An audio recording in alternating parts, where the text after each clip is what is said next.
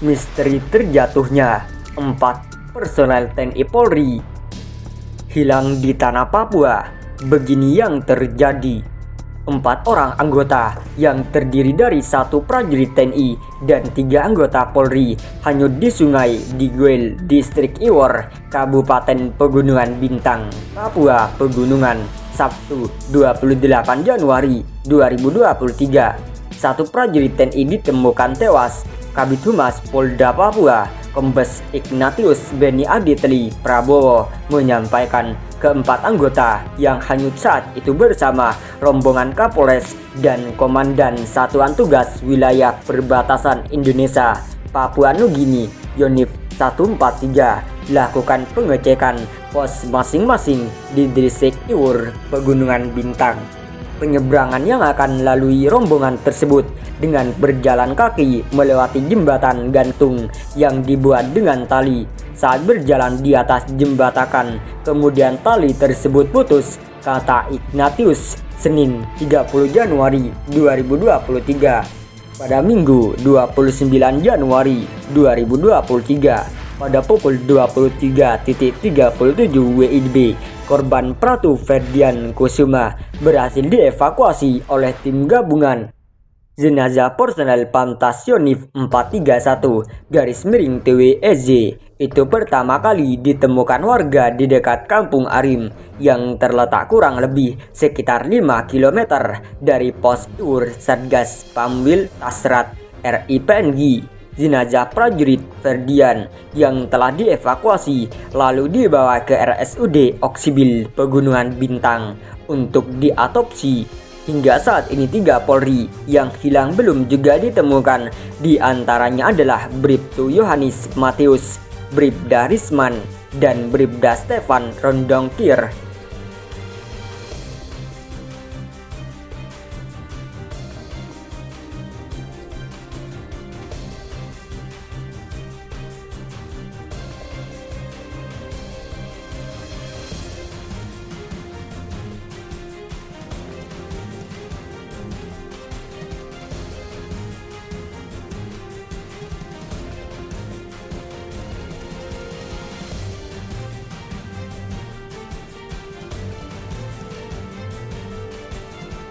Cerita operasi senyap 13 Kopassus Raider serang KKB.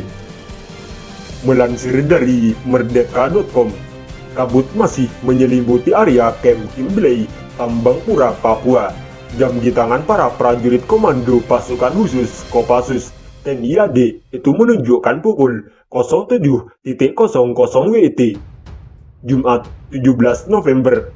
Sudah sekitar 2 hari 13 anggota pasukan khusus menyusup ke daerah sasaran dengan senyap, terus berkoordinasi dengan posko Kodam Cendrawasih menunggu waktu yang tepat untuk melakukan serangan.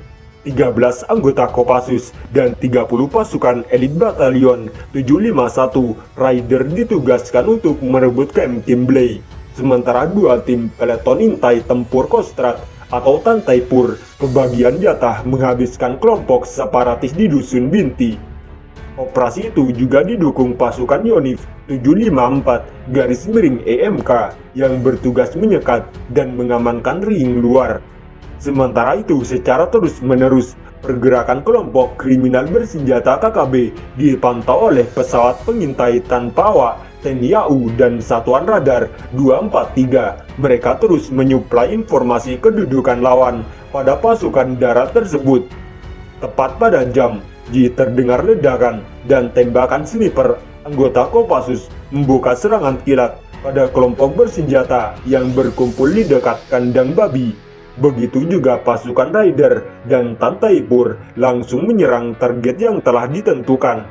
Kurang dari 2 jam semua target sudah berhasil dikuasai, kata Kapendam Cendrawasih Kolonel Muhammad Aidi saat berbincang dengan merdeka.com Jumat 17 malam.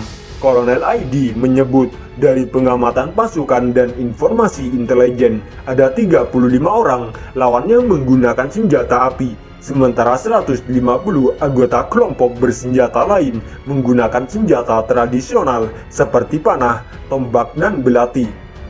Mereka langsung kocar-kacir dan melarikan diri ke hutan begitu ada serangan, tapi masih terjadi kontak senjata terus, tambahnya. Anggota kelompok itu juga diduga membawa serta rekan mereka yang tewas atau terluka masuk hutan. Kita belum pastikan korban di pihak lawan, tapi di pihak kita dan warga tak ada korban, kata perwira Kopassus ini. Namun pasukan TNI tak melakukan pengejaran karena fokus pada misi menyelamatkan warga sipil. Setelah kondisi dirasa aman, pasukan elit itu segera mengontak tim Satgas Evakuasi untuk membawa keluar warga sipil dari area Kimbley dan Dusun Binti. Saat itu tim Kopassus, Raider dan Tontaipur masih terus berjaga di lokasi. Namun sesekali anggota kelompok bersenjata masih menembaki rombongan yang masuk tersebut. Masuk tim evakuasi yang dipimpin Kapolda Papua. Situasi saat itu masih diwarnai tembak-menembak, tapi langsung dikejar oleh pasukan dan berhasil dihentikan, kata Kolonel ID. Sementara itu, Kepala Biro Penerangan Masyarakat Karopenmas Polri Brigjen Pol Rikuwanto menyebut tim evakuasi yang dipimpin Dansat Brimob Papua masuk ke lokasi sekitar pukul 09.30 WIT. Asop Kapolri Irjen Pol M. Iriawan dan Kapolda Papua Irjen Pol Boy Rafli Amar ikut dalam tim itu. Pukul 11.00 WIT, proses evakuasi sandera berjalan sampai pukul 12.00 WIT. Namun terjadi penembakan oleh pihak KKB. Proses evakuasi tetap berjalan secara bertahap, katanya. Dari laporan yang diterima, Rikuwanto menuturkan bahwa rombongan pertama masyarakat yang berhasil dievakuasi telah sampai di Mapolsek Tambangpura dengan selamat.